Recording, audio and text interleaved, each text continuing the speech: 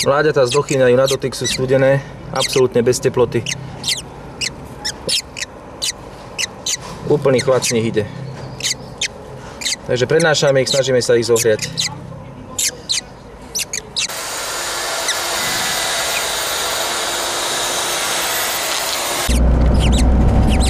Mláďatá sa pokúšame zohriať vlastným telom, lebo sú strašne studené. Jedno už nejaví známky života, ale snáď sa ho ešte podarí nahriať.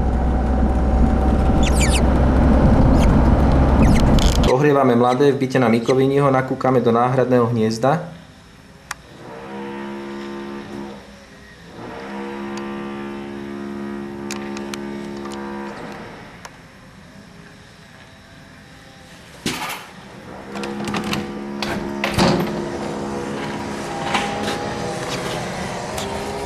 V náhradnom hniezde je jedno rovnako staré mláďa, asi dvojdňové, a jedno vajíčko.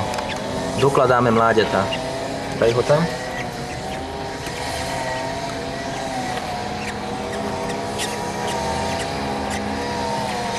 Dávaj druhé.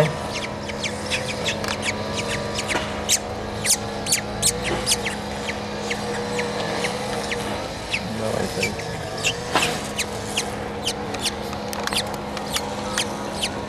Takže je 11 hodín 14. júna 2012, takže na Mikoviniho sme nechávame v hniezde 4 mláďatá a jedno vajíčko.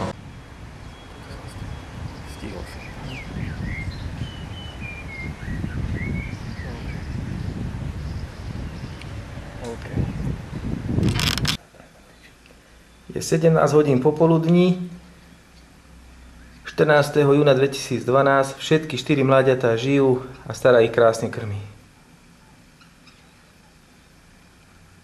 Takže tie 3 mláďatka uzimené sa podarilo nahriať a zachrániť.